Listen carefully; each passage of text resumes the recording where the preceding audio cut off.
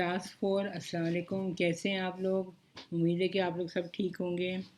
आज आपको एक नया सबक पढ़ा रही हूँ वो एक कहानी की सूरत में है, जो आपके जिसका किताब का पेज नंबर 67 निकालें।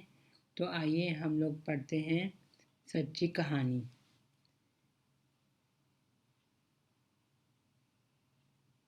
प्यारे बच्चों, क्या आप जानते हैं कि कुरान पाक में इंसान की रहनुमाई के लिए कई सच्चे किस्से और कहानियाँ मौजूद हैं। नीचे दी हुई कहानी एक सच्ची और सबक आमोज़ कहानी है। ये कहानी कुरान करीम की सूरह अल कलम में मौजूद है। कहानी का मतलब एक बार तवज्जो के साथ खामोशी से का मुताला एक बार खामोशी के साथ तवज्जो से कीजिए, और दूसरी बात सबक को बुलंद आवाज़ और दुरुस्त तलफ़्फ़ुज़ और तासुरात से बारी बारी पढ़िए। देखते हैं कि आप इस कहानी से क्या सबक सीखते हैं। तो बच्चों, अब हम लोग कहानी शुरू करते हैं।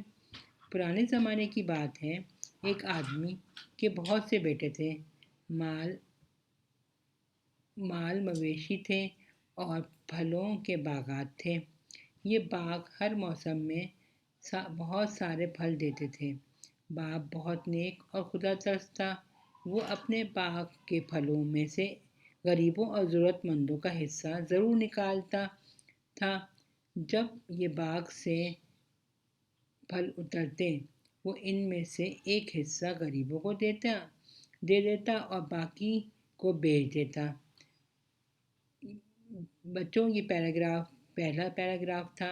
इसमें आपको ये बताया गया है कि एक आदमी था जो कि एक बूढ़ा बाप था, और उसके पास बहुत सारे माल मवेशी और फलों के बागात थे, और वो खुदा तरस था, यानी वो बहुत नेक था और वो अल्लाह से डरता था।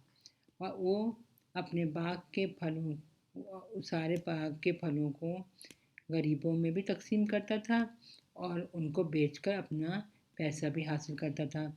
एक दिन बीमार हो गया और चंद दिन बाद मर गया। अब उसके बेटे बाग के मालिक बन गए। इन्होंने बड़ी मेहनत की, बाग की बहुत देखभाल की। यही वजह थी कि इस बार बाग में पहले से भी ज़्यादा फल लगे हुए थे। पूरे बाग के दरख्त फलों से लदे हुए थे और फलों की कसरत से झुके जाते थे। फल पककर बिल्कुल तैयार हो चुके थे, बस अब सिर्फ इन्हें तोड़ना ही बाकी था। बेटे ये सब देखकर बहुत खुश थे। वो चाहते थे कि इस बार वो पहले से ज़्यादा मुनाफा हासिल करके खूब मालदार हो जाए।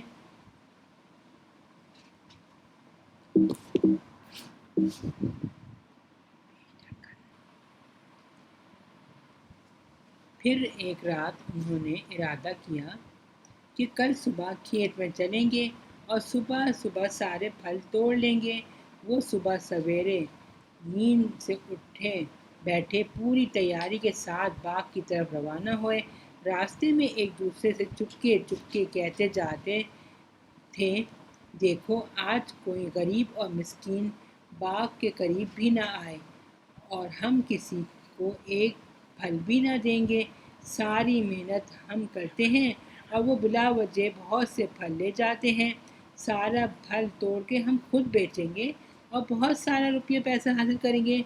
वो तेज़ तेज़ कदम उठाते अपने बाग में पहुंच गए, मगर ये क्या, यहाँ तो हालत ही बदल चुकी थी।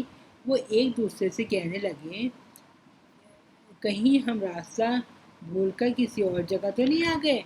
सारे बाग के फल दरख्तों से टूटकर इधर उधर बिखरे हुए थे। सारा बाग उजड़ चुका था। फल गल सड़ कर टूट फूट गए थे। इनकी हालत ऐसी थी कि अब ना ही इन्हें बचाया जा सकता था और ना ही खिलाया जा सकता था। वो अपना सर पकड़कर ज़मीन पर बैठ गए। इनमें से जो भाई समझदार था उसने कहा, ये अल्लाह ताला की तरफ से तुम्हारी नाफरमानी की सज़ा है, तो तुम अपने रब का जिक्र क्यों नहीं करते? फिर وہ بہت روئے اور کہنے لگے، بے شک اللہ نے ہمیں بہت کچھ دیا، مگر ہم نے اس کے مگر ہم اس کے نافرمان ہو گئے۔ کاش ہم ایسا نہ کرتے، مگر اب تو جو ہونا تھا وہ ہو چکا۔ ان کی بری نیت دیکھ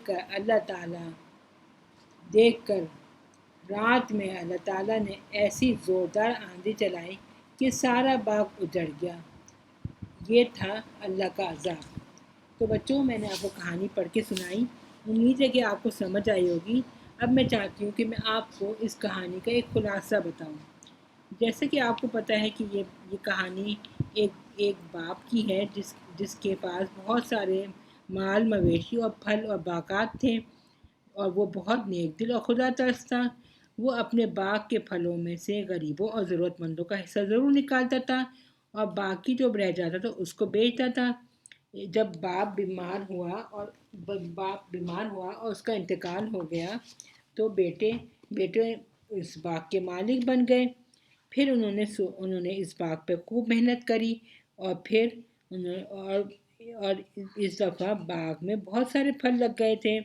اب بیٹوں نے یہ سوچا کہ اس سال ہم کسی بھی غریب کو کھیت کے پاس جاتا نہیں دیکھیں گے، اور جب ہم پھل توڑیں گے تو ہم اس کو خود ہی بیچیں گے اور 100 روپے پیسے حاصل کریں گے، اور غریب اور مسکین لوگوں کو باغ کے قریب بھی نہ جانے دیں گے۔ لیکن خدا کا کرنا یہ ہوا کہ ایک دن جب انہوں نے باغ میں پھل توڑنے کا ارادہ کیا، اس دن ایک زوردار آندھی ایسی چلی کہ سارا پھل ٹوٹ کے بکھر گئے، اور ایک پھل بھی کھانے کے قابل نہ رہا۔ پھر ایک بھائی جو سمجھدار تھا، اس نے یہ سوچا کہ یہ اللہ کی طرف سے عذاب ہے، اگر ہم غریبوں کا حصہ رکھتے تو ایسا نہ ہوتا۔ یہ تھا انہوں نے جو غریبوں کو پیسے پھلوں نہیں دیے، تو یہ ان کو اوپر اللہ تعالیٰ کا عذاب آیا، جس کو ان کو بہت سارا نقصان ہوا۔ تو بچوں، آپ کو مجھے امید ہے کہ آپ کو اس کہانی سمجھ آ گئی ہوگی کہ ہمیں ہر حال میں لالچ نہیں کرنی چاہیے، اور اپنی کمائی میں کچھ نہ کچھ حصہ غریبوں کا رکھنا چاہیے۔ اس سے ہمیں اللہ تعالیٰ اور برکت عطا کرے گا، اور ہمارے مال میں بہت زیادہ اضافہ ہوگا۔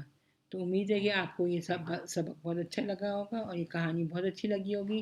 آپ اس کو بار بار پڑھیے تاکہ آپ کو اور سمجھیے، تاکہ آگے اس کے سوال جواب کرنے میں آپ کو آسانی ہو۔ شکریہ۔